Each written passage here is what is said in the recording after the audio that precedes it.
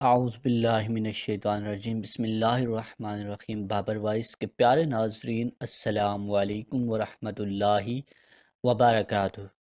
رمضان ایک ایسا بابرکت اور رحمتوں بھرا مہینہ ہے کہ جس میں فرض کا ثواب 70 گنا اور نفل کا ثواب فرض کے برابر کر دیا جاتا ہے۔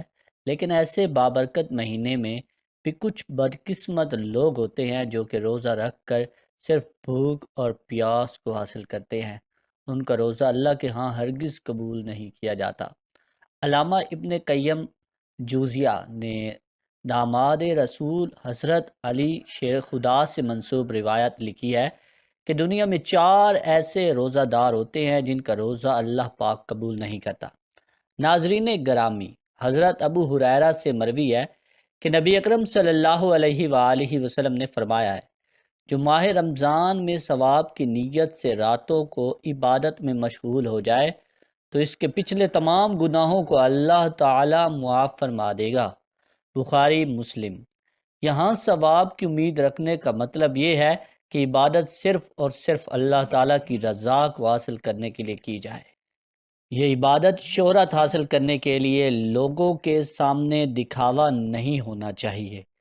قرآن پاک کو اللہ تعالیٰ نے رمضان میں نازل فرمایا ہے، اس لیے مسلمان رمضان میں قرآن پاک کی زیادہ سے زیادہ تلاوت کرتے ہیں۔ نبی اکرم صلی اللہ علیہ وآلہ وسلم ساری رات اللہ تعالیٰ کی عبادت میں گزار دیا کرتے تھے، جس کی گواہی قرآن پاک دیتا ہے۔ اللہ تعالیٰ قرآن پاک کی سورۃ المزمل میں فرماتا ہے، اے چادر اوڑھنے والے نبی، رات میں تھوڑا قیام کریں، آدھی رات یا اس سے کچھ کم یا اس سے کچھ زیادہ قرآن کو ٹھہر ٹھہر کر پڑھیں۔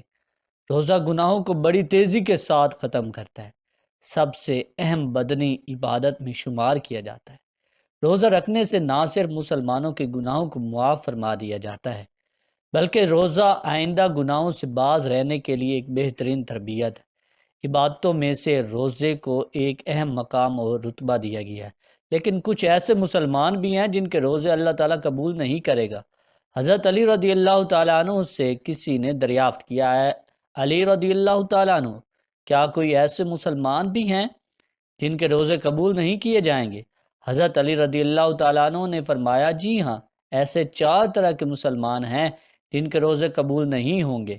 ایسے لوگوں کا روزہ رکھ کر سارا دن بھوک اور پیاس کو برداشت کرنے کا کوئی فائدہ نہیں ہے۔ روزے قیامت ایسے 4 لوگوں کے روزے ان کے منہ پر مارے جائیں گے۔ پوچھا گیا، اے علی رضی اللہ تعالیٰ عنہ، وہ کون سے 4 لوگ ہیں؟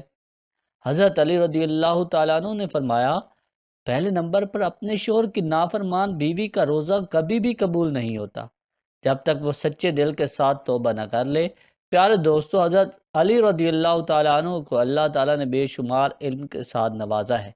یہی وجہ ہے کہ رسول اکرم صلی اللہ علیہ وآلہ وسلم نے فرمایا کہ میں علم کا شہر ہوں اور اس شہر کا دروازہ ہیں علی۔ چنانچہ حضرت علی رضی اللہ تعالیٰ عنہ نے فرمایا ہے کہ جس عورت کا خاوند اس سے ناراض ہے تو اس عورت کا روزہ قبول نہیں ہوگا۔ سارا دن بھوک اور پیاس کے علاوہ اس کو کچھ حاصل نہیں ہوگا۔ نافرمان بیوی کا روزہ اللہ تعالیٰ کے ہاں اس وقت تک قبول نہیں ہوتا ہے جب تک وہ سچے دل کے ساتھ توبہ نہ کر لے۔ قرآن پاک کی سورہ روم آیت نمبر 21، جس کا ترجمہ یوں ہے کہ اس کی نشانیوں میں سے ہے کہ تمہاری ہی جنس سے بیویاں پیدا کی گئی ہیں تاکہ تم آرام پاؤ، اور اس نے تمہارے درمیان محبت اور ہمدردی قائم کر دی۔ یقیناً غور و فکر کرنے والوں کے لیے اس میں بہت زیادہ نشانی ہے۔ قرآن پاک کی سورہ نساء آیت نمبر 23، جس کا ترجمہ یوں بیان کیا جاتا ہے، مرد عورت پر حاکم ہے اس وجہ سے کہ اللہ تعالیٰ نے ایک دوسرے پر فضیلت دی ہے، اس وجہ سے مردوں نے مال خرچ کیے ہیں۔ نیک فرما بردار عورتیں خاوند کی غیر موجودگی میں حفاظت الہی نگہداشت رکھنے والیاں ہیں، اور جن پر عورتوں کی نافرمانی اور بد دماغی کا تم کو خوف ہوا نہیں، نصیحت کرو اور ان کو الگ بستر پر چھوڑ دو۔ اگر وہ باز نہ آئیں تو پھر ان کو مار کی سزا دو، اگر وہ تابع داری کرے تو ان پر راستہ تلاش نہ کرو، بے شک اللہ تعالیٰ بڑی بلند اور بھلائی والا ہے۔ حضرت حسین ابن محسن رضی اللہ تعالیٰ عنہ سے مروی ہے کہ ان کی پھوپھی کسی ضرورت سے رسول اکرم صلی اللہ علیہ وسلم کی بارگاہ میں آئیں۔ جب وہ واپس جانے لگی تو نبی اکرم صلی اللہ علیہ وآلہ وسلم نے ان سے پوچھا کہ تمہارے شوہر کے ساتھ سلوک کیسا ہے؟ انہوں نے جواب دیتے ہوئے کہا کہ میں اس کی ہر ضروریات کو پورا کرتی ہوں، اپنی طرف سے تو کوئی شکایت کا موقع نہیں دیتی ہوں۔ نبی اکرم صلی اللہ علیہ وآلہ وسلم نے فرمایا، اپنے خاوند کا پورا خیال رکھا کرو، وہی تمہاری جنت اور جہنم ہے۔ اگر اس کے ساتھ اچھا سلوک کرو گی تو جنت میں جاؤ گی، اگر اس کے ساتھ بد سلوکی رکھو گی تو جہنم میں جاؤ گی۔ مسند احمد۔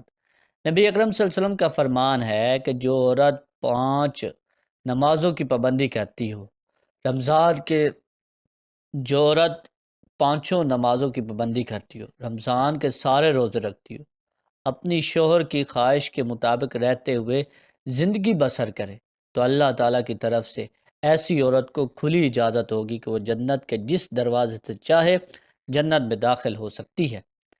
مشکات 281۔ ان کے علاوہ اور بھی کافی اللہ تعالیٰ کے ارشادات اور نبی اکرم صلی اللہ علیہ وسلم کی احادیثوں میں ذکر ہے، جس میں ایک عورت کو اپنے شوہر کے ساتھ اچھا سلوک کرنے کی اہمیت بیان کی گئی ہے۔ دوسرا، حضرت علی رضی اللہ تعالیٰ عنہ نے فرمایا ہے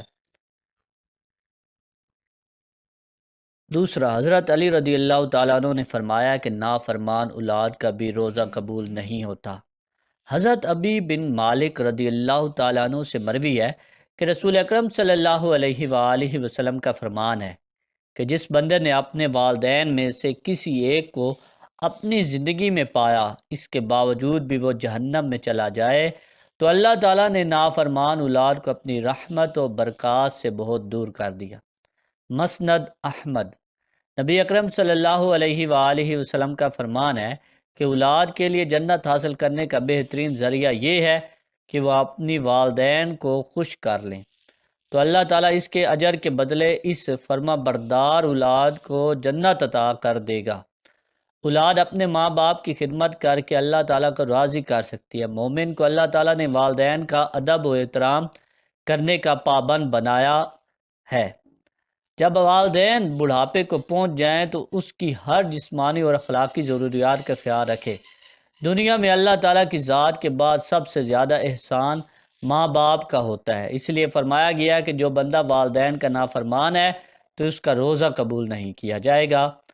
وہ غلام جو اپنے مالک کو چھوڑ کر بھاگ گیا ہو، جب تک وہ غلام اپنے مالک کے پاس نہیں آ جاتا تب تک اللہ تعالیٰ اس غلام کے روزے کو قبول نہیں کرتا۔ حضرت علی رضی اللہ تعالیٰ عنہ کا فرمان ہے کہ جو بندہ اپنے امام کی اطاعت نہیں کرتا اس کا نافرمان ہے، تو اس کا روزہ بھی قابل قبول نہیں ہے۔ حضرت ابو ہریرہ سے مروی ہے کہ رسول اکرم صلی اللہ علیہ وآلہ وسلم کا فرمان ہے، جس نے میری اطاعت کی اس نے اللہ تعالیٰ کی اطاعت کی، جس نے میری نافرمانی کی اس نے اللہ تعالیٰ کی نافرمانی کی۔ صحیح بخاری۔ قرآن پاک کی سورہ نساء آیت نمبر 59 میں اللہ تعالیٰ کا ارشاد ہے کہ رسول اکرم صلی اللہ علیہ وسلم کی اطاعت کے بعد امام وقت کی اطاعت کے بارے یوں حکم ہے کہ اے ایمان والو، حکم مانو اللہ تعالیٰ کا اور حکم مانو رسول اکرم صلی اللہ علیہ وسلم کا اور ان کا جو تم پر حکومت والے ہیں۔ قرآن مجید اور حدیث محمدی میں ہے